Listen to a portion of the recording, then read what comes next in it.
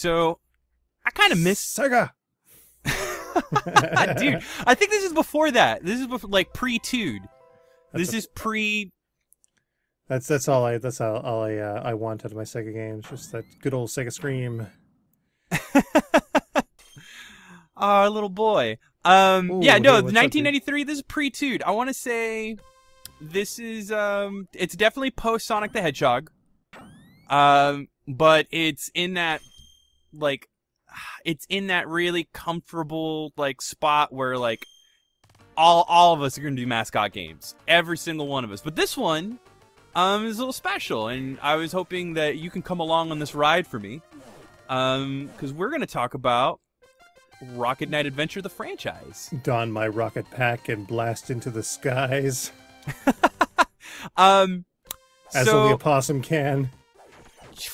Dude, alright, so this game, I go back with it, but I have to say, it's so bizarre, just how much of a cult status it's commanded, especially in the last 5 years, when it was, I don't know, it was definitely relatively unknown when it first released in 93. This little piggy went to market. This little piggy stayed home. This little piggy squealed when I smoked him like a greasy slab of sausage. Go, Freddy! Join Sparkster to crush the swine army in Konami's Rocket Knight Adventures for Sega Genesis. Unleash your animal urges with the only possum to hang with. Pigs fly with a flash of his sword and he's rocket-powered. I love the smell of bacon in the morning. Play Possum on Rocket Knight Adventures from Konami. And again, you had your option of this, or Sonic the Hedgehog 2, and other fast-moving Genesis games, but in terms of it being an exclusive title for the Genesis, this game fucking hits, dude. But I'm just curious because I would like to, and I don't think you and I have done this since we did our Bonk stint, which I don't even remember if we covered every Bonk game, which we still can. But are you familiar with the Rocket Knight games at all? Yeah, a little bit. I mean, I've got this game, but I haven't really, admittedly, I haven't played much of it.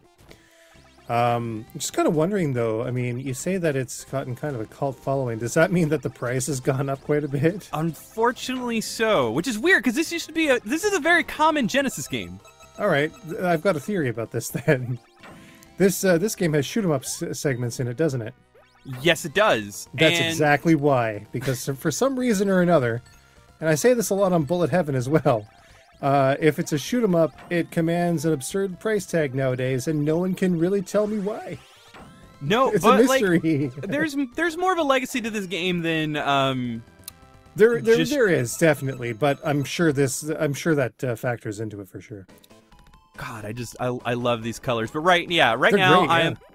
I am playing on a triple bypass modded Sega Genesis Model 2.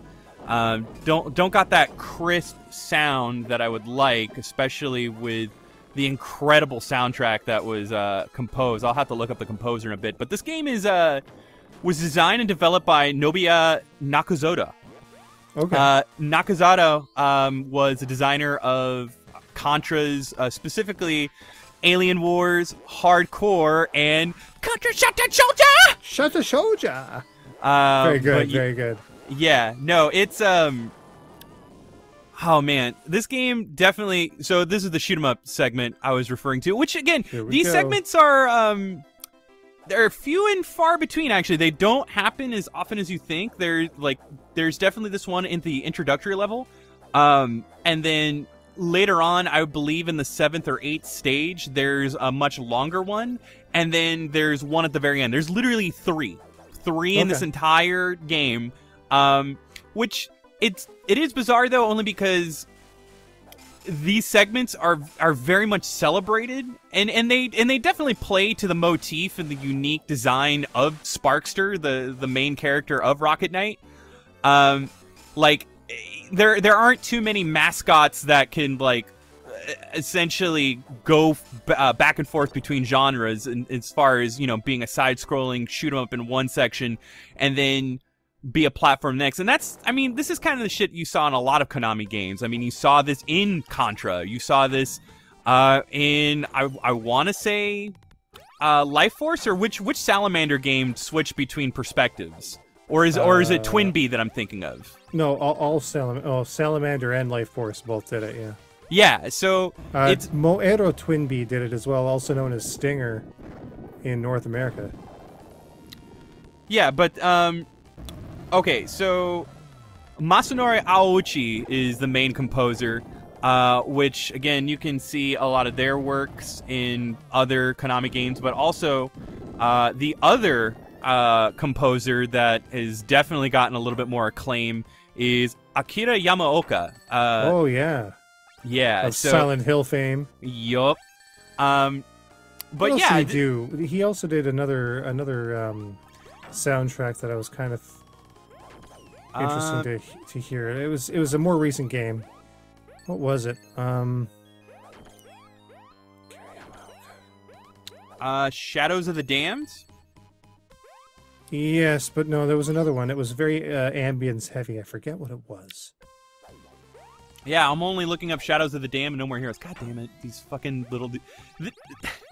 It's so, like... Okay, so there's definitely, like... In terms of a deliberate sense of design here, it does an incredible job. Is it coming to you? It was SINE MORA. Oh, it was SINE MORA. Fucking... That game, dude, that's just a cocktail of different developers. Like a fucking melting pot. Like, that game also does not get the... No, it gets shit on quite a bit, and it doesn't deserve any of it. Yeah, it doesn't deserve any of it. It's such a beautiful game. But yeah, so... one of the main mechanics, as you notice I've been doing throughout this first level, which we're definitely going to talk about because it is a big reoccurring theme of this game, some more than others, is the titular rocket mechanic, where you can rocket in any one given direction and just fucking go buck wild in said direction, and it would not only act as a mode of transport for the game, but it also acts as an attack that you can launch that does more damage than your typical sword swing, which you'll see here. You have a really difficult time reaching this little fucking fella because you can't really duck all that well, but bam, right there. Yeah, there we go, right on. So, like, it gives you an opportunity to be quick and precise, and there's a risk-reward with the recoil, because everything you hit that you can do damage, you will bounce right off of, which right now, like, I've got a lot of freedom to do that. Yeah. But later boss stages, that kind of recoil could send me right off the edge of a bottomless pit or obstacle that can fucking end me right there and then. So, for sure, yeah. I really enjoy just the pacing of this design. Like, the very first stage does an incredible job of kind of just prepping you for the sense of action that you'll get, and I will talk about it in the other games too, but I think it's got the best length for all the stages, which we'll definitely cover. Like, length, I don't know, man. How are you in terms of, like, long levels? Like, I don't like levels that overstay their welcome. Like, see, that was a big complaint that I had with Blazing Lasers, because those stages go on forever. Let me tell you. Well, fucking, I mean, I'll counter that with even some modern games that, but, well, I mean, the argument being quote unquote modern, like Mega Man 11. Oh, Jesus Christ, I love that game, but it just went on and on before you even got anywhere near the Robot Master. This game sure does have shades of Treasure, doesn't it? It does. This is also pre-Treasure. This is pre-Gunstar Heroes. Probably only just, because Gunstar Heroes did also come out in '93. Yeah, but this, I want to say in terms of how early it released in '93, because I remember too, like, another thing that kind of hurt this game is it had, like, a very weird release window. It was released in Japan, and you know what's funny is it was released in America and Japan same week, just a day apart. Wow. Which is normally unheard of. Something else, yeah. But, like, again, there was a lot of stock really put into this game. It was Konami, like, basically doing what they can. Like, they were one of the, I'd say one of the few third parties at the time that really played to the strengths of both competing platforms. Like, there's shit that you can find, and even then, granted, you can see where the Genesis got the short end of the stick, like Sunset Riders. But just want to sort of point out here, there's you know, that heavy dither on this waterfall here. On a CRT, that would actually look like a transparent background because of the artifacting created by composite video. Right, but even then, like, the dithering isn't, like, I don't know what it is. Just this whole section right here really speaks to the timelessness of this, the design and the graphics involved, because even with the dithering aside, it still has, like, just the right amount of transparency to where it does give that water the depth. It doesn't give it that same, like, that big wavy depth, but it's still, I mean, it's still very much the same water. Oh, yeah, it is. But, yeah, it definitely loses something with the extra sharpness of today's displays. I do. Just a quick aside, yeah. Yeah, but, like, I still love that, like, even years later, that fucking trademark faux 3D through the use of spheres and Konami's shit is still, like, heavy and strong in this fucking game. For sure. Also used extensively in Treasure stuff because, of course, ex-Konami. Yeah, dude, you just gotta make things look super wavy and nice. For sure, like this here.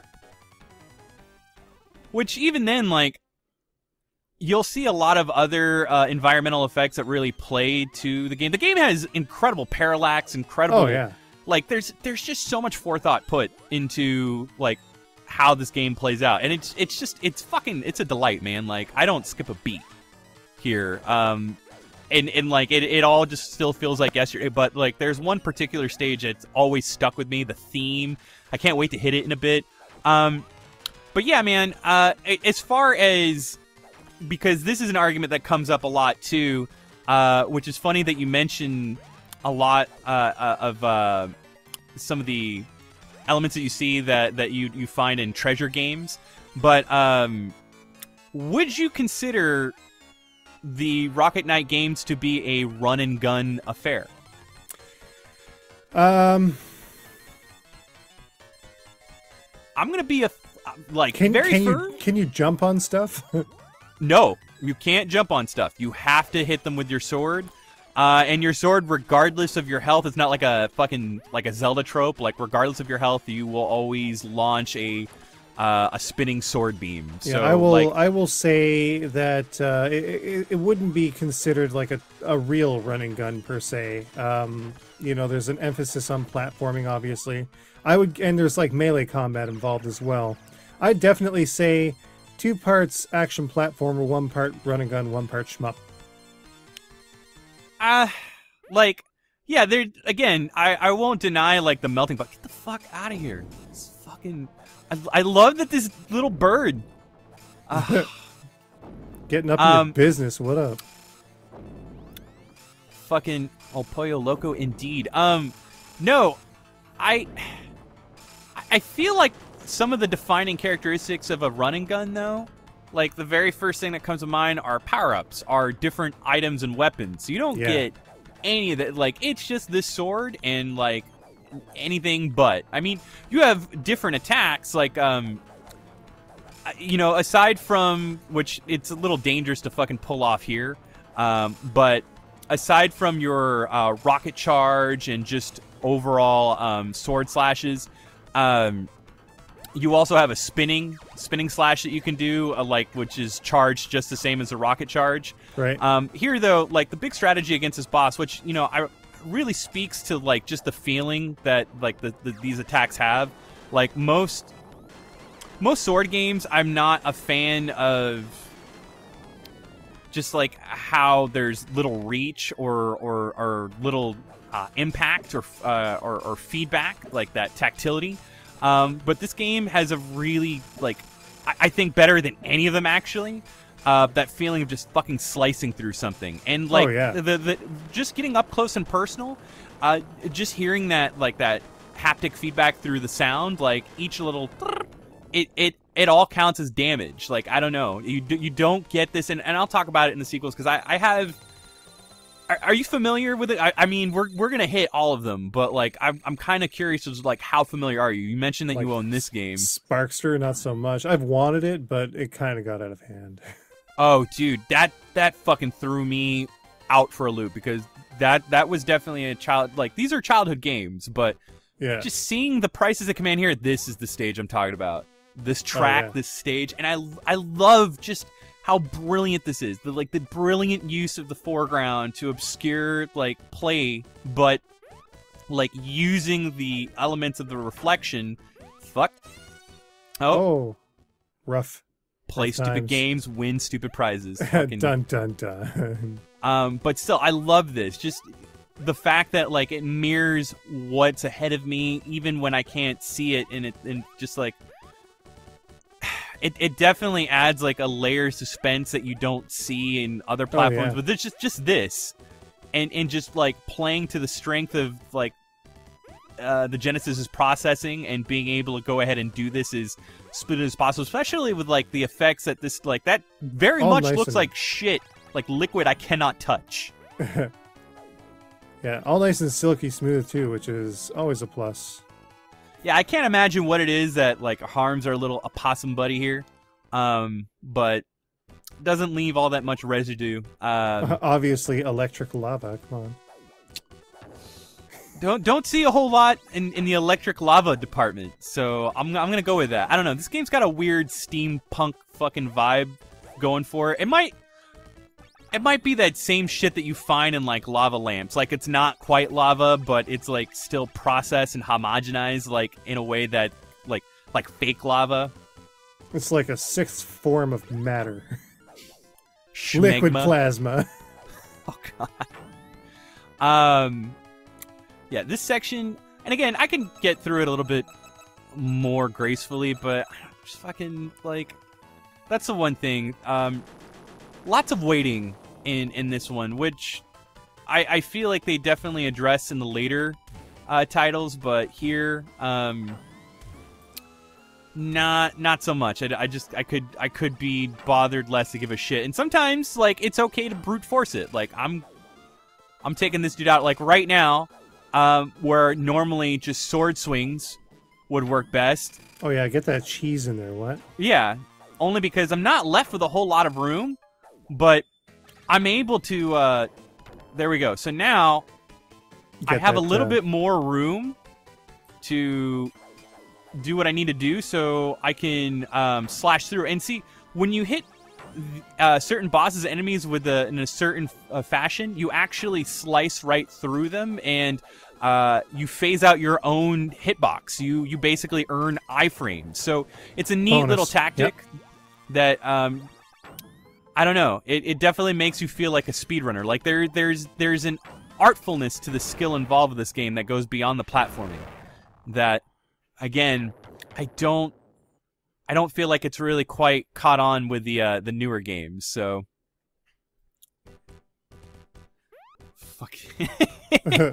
This shit always makes me laugh. I'm so sorry. The one thing, like, aside from this, just shit with awkward giant chicken legs. Oh, that's like the that's the fucking chocobo of this franchise, man. That's the Sid.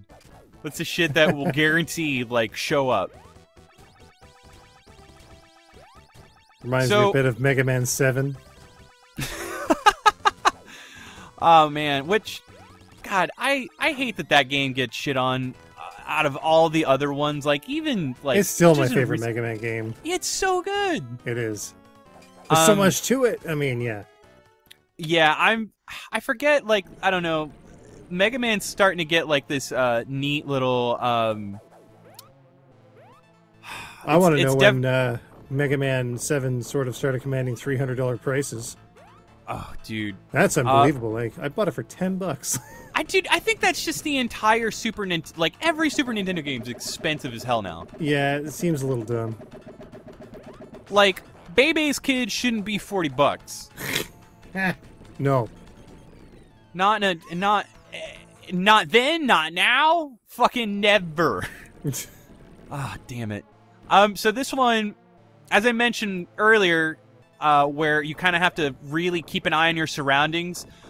This fucking boss really commands a lot of footsies, so I can't really go in. And not only that, it has a very limited window for me to attack this boss. So really, me charging, not going to do much. However, I totally forgot this boss.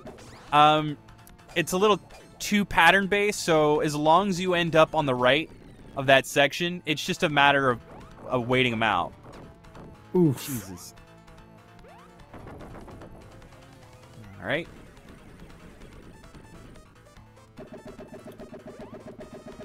And get this boy, get this boy. I couldn't really land on the other side, only because there's that too. You kind of have to account for the fact that he'll appear opposite to the previous side. On this side, it's a little easier to manage, just because I personally like the numerous platforms on the fucking lava versus the numerous platforms like coming in at the 45-degree angle. Oh yeah. But yeah, lots of these bosses are really, and we got the son of a bitch. Nice. So I think I'll go ahead and cut it here, because like, if not fucking one thing, this game is certainly goddamn challenging. So I think we'll go ahead and call it and head for the next game. Pachoo!